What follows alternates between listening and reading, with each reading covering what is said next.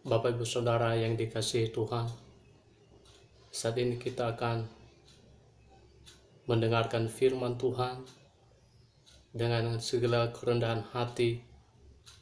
Biarlah kita disapa oleh firman Tuhan hari ini, meskipun kita tidak bisa bertatap muka secara langsung, tapi saya yakin dan percaya Tuhan selalu menyapa kita melalui firman-Nya. Karena itu, sebelum kita mendengarkan firman Tuhan, kita berdoa. Ya Tuhan Allah, Bapa yang Maha Kudus, saat ini kami akan membaca dan merenungkan firman-Mu. Kami mohon tuntunan Roh Kudus membimbing kami, agar firman-Mu hari ini menyapa kami semua, seluruh warga jemaat, semua orang beriman, setiap orang percaya yang mendengarkan video ini, sehingga mereka sungguh-sungguh disapa oleh firman-Mu dan dikuatkan oleh kebenaran-Mu. Dalam nama Yesus Kristus Tuhan kami bersedia mendengarkan firman-Mu. Amin. Bapak Ibu Saudara yang dikasihi Tuhan, firman Tuhan kepada kita pada Minggu 29 Maret 2020 tertulis dalam 2 Petrus pasal 1 ayat 1 sampai 9.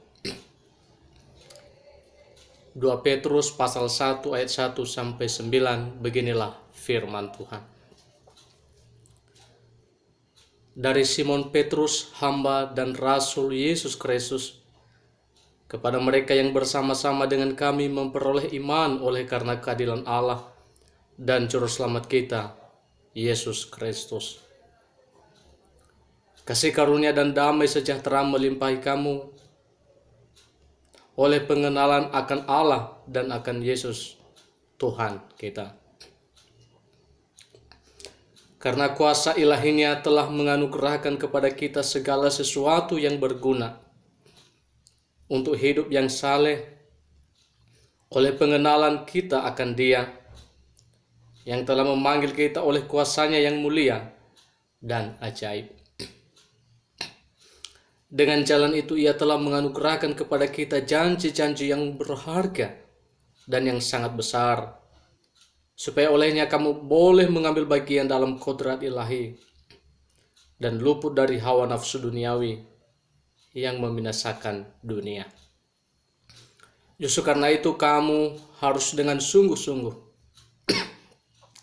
berusaha untuk menambahkan kepada imanmu kebajikan, dan kepada kebajikan pengetahuan, dan kepada pengetahuan penguasaan diri, kepada penguasaan diri ketekunan, dan kepada ketekunan kesalehan, dan kepada pengetahuan penguasaan diri, kepada penguasaan diri ketekunan, dan kepada ketekunan kesalehan, dan kepada kesalehan kasih akan saudara-saudara, dan kepada kasih akan saudara-saudara kasih akan semua orang. Sebab apabila semuanya itu ada padamu dengan berlimpah-limpah, kamu akan dibuatnya menjadi giat dan berhasil dalam pengenalanmu akan Yesus Kristus Tuhan kita.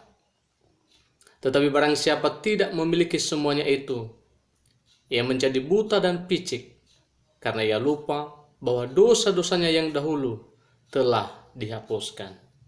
Demikianlah pembacaan Alkitab. Bapak Ibu Saudara yang dikasihi Tuhan, seluruh jemaat ONKP Resor Jambi dan setiap umat Tuhan yang mendengarkan rekaman video ini, saya menyapa kita semua, Shalom, Yahobu. Kita bersyukur pada hari ini masih diberi waktu oleh Tuhan untuk bisa bersama-sama beribadah, meskipun beribadah di rumah kita masing-masing. Saya yakin dan percaya bahwa semua umat Tuhan dapat beribadah secara pribadi. Karena itu Tuhan, kita bersyukur kepada Tuhan yang penuh kasih.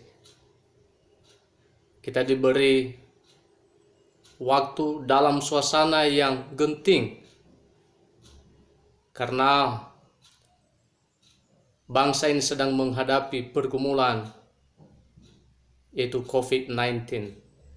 Karena itu, sebagai umat Tuhan tetap semangat, tetap beriman mengandalkan Tuhan, tetap beribadah sebagaimana seharusnya. Bapak Ibu Saudara, jemaat yang diberkati oleh Tuhan, tema kita pada minggu ini adalah keadilan Tuhan yang menyelamatkan. Jika kita berbicara tentang keadilan Tuhan,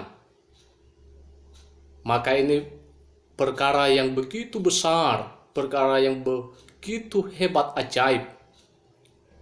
Sebab bagaimana mungkin kita mendapatkan keadilan Tuhan, sedangkan kita adalah orang yang berdosa. Tapi itulah kasih Tuhan yang sungguh indah, sungguh besar dalam kehidupan kita. Dia memberikan kita kesempatan untuk mengambil bagian dalam kuasa ilahi itu. Keadilan Tuhan itu adalah suatu perkara yang berat dan juga menyenangkan. Sebab keadilan menunjukkan suatu tuntutan. Sebab keadilan adalah suatu perkara yang harus diperjuangkan, dan itu salah satu kebutuhan dari setiap manusia. Oleh sebab itu, keadilan yang menyelamatkan yang kita bicarakan pada minggu ini adalah keadilan yang dinyatakan Tuhan kepada seluruh umat manusia, seluruh ciptaannya. Bahwa keadilan ini bukan hanya mencari siapa pelaku dan siapa korban, tetapi Allah berinisiatif untuk menunjukkan keadilan bagi orang yang berdosa. Dalam keadilan Tuhan yang menyelamatkan ini, ada dua hal yang perlu kita renungkan. Hal yang pertama adalah memanggil kita untuk mengambil bagian dalam kodrat ilahi atau kekuasaan Tuhan. Bapak Ibu Saudara yang diberkati oleh Tuhan, pemanggilan kita untuk menjadi umat-Nya adalah suatu kuasa Tuhan yang penuh ajaib dan mulia, sebab kita dianugerahkan segala sesuatu yang berguna untuk hidup saleh di hadapan-Nya. Allah memanggil kita kembali agar semakin dekat, sebab sejak kejatuhan manusia ke dalam dosa, manusia menjadi terasing, jauh di hadapan Tuhan. Dan hanya sedikit saja orang yang mengenalnya. Karena itu, mengenal Allah dengan benar secara pribadi adalah anugerah terindah. Dan hidup kita adalah anugerah yang diberikan oleh Tuhan. Sebab melalui itu kita dipersatukan kembali dan dirangkul kembali dalam kuasa keadilan Tuhan yang menyelamatkan kita dari dosa dan maut. Panggilan surgawi untuk mengenal Tuhan adalah berita sukacita yang menjamin keselamatan dan kemerdekaan kita dari belenggu dosa. Panggilan Tuhan kepada kita adalah janji yang berharga, sebab panggilan itu sebagai pertanda masuk dalam anugerah pendamaian. Allah berinisiatif mendamaikan kita dengan dirinya melalui Tuhan Yesus Kristus. Orang yang dipanggil dalam kodrat ilahi atau kekuasaan Tuhan akan menerima keadilan yang sesungguhnya baik di dunia maupun di masa yang akan datang di akhirat. Orang yang dipanggil dalam kodrat ilahi akan meninggalkan nafsu duniawi dan hidup saleh di hadapan Tuhan. Berbahagialah orang yang telah dipanggil Tuhan untuk menerima janji-janjinya, sebab kepadanya diberikan keadilan yang pasti sepanjang hidupnya. Bapak Ibu Saudara yang diberkati oleh Tuhan, hal yang kedua adalah memanggil kita untuk memiliki iman yang bertumbuh. Iman yang bertumbuh adalah iman yang naik kelas, seperti seorang siswa dari kelas 1 sampai kelas seterusnya. Seperti seorang mahasiswa yang duduk di bangku kuliah dari tingkat 1 sampai tingkat 4 atau tingkat 5. Iman yang naik kelas ini adalah iman yang bertumbuh dari hari ke hari, sehingga menjadi orang yang sempurna di hadapan Tuhan. Dalam nas firman Tuhan ini sangat ditekankan tentang bagaimana iman yang bertumbuh itu, iman yang sempurna itu, yaitu iman yang disertai dengan berbagai kebajikan. Iman adalah dasar dari segala sesuatu yang kita harapkan dan bukti dari segala sesuatu yang tidak kita lihat. Iman yang disertai dengan kebajikan adalah iman yang nyata, iman yang konkret, dan kelihatan melalui perbuatan setiap saat. Iman tanpa perbuatan pada hakikatnya adalah mati. Iman yang disertai perbuatan pada hakikatnya adalah hidup dan dinamis, mengalami pertumbuhan yang baik setiap hari. Sebab iman ini dikerjakan oleh Roh Kudus. Bapak Ibu Saudara yang dikasihi oleh Tuhan, orang yang memiliki iman pasti menunjukkan perbuatan yang baik dan benar secara konsisten dan terus-menerus sampai kita meninggalkan dunia ini.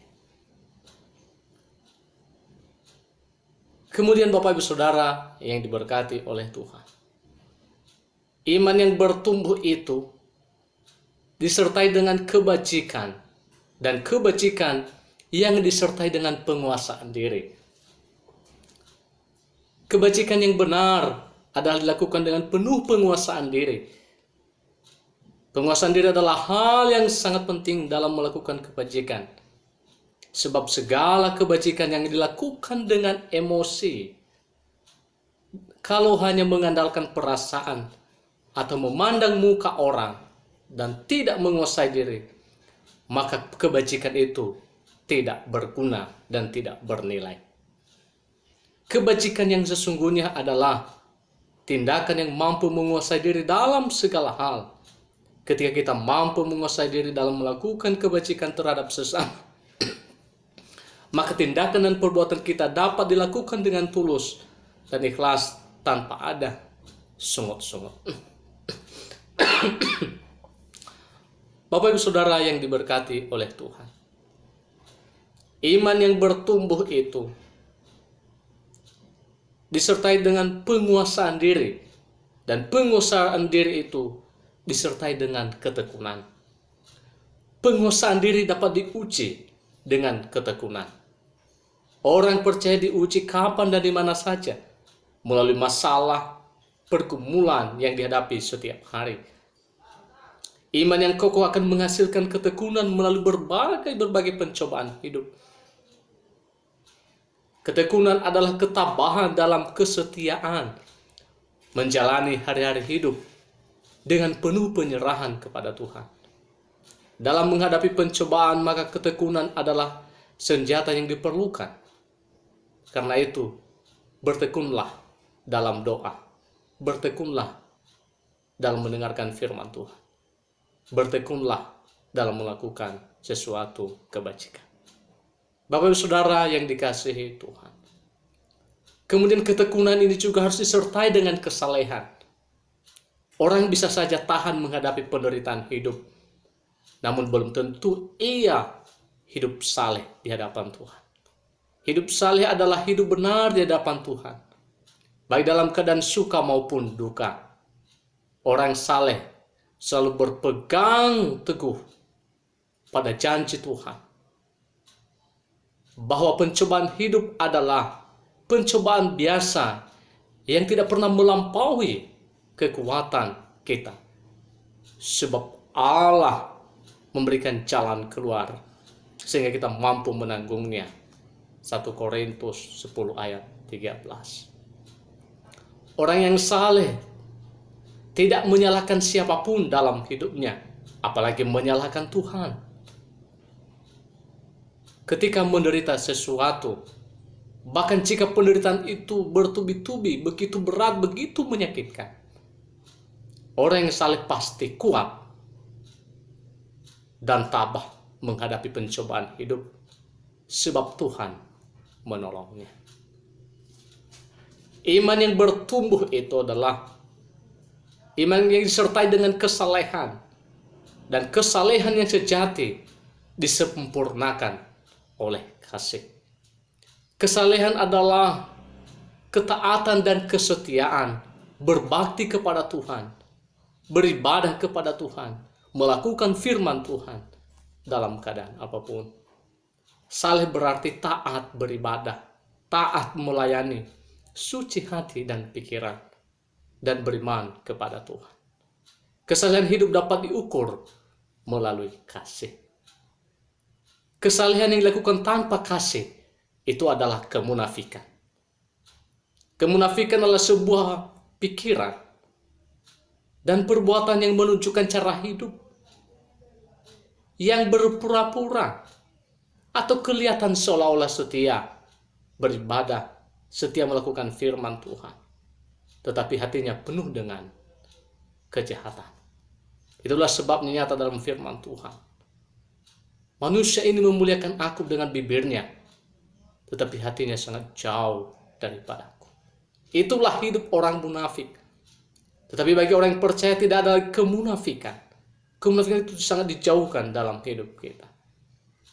Kasih adalah wujud nyata dari kesalehan hidup.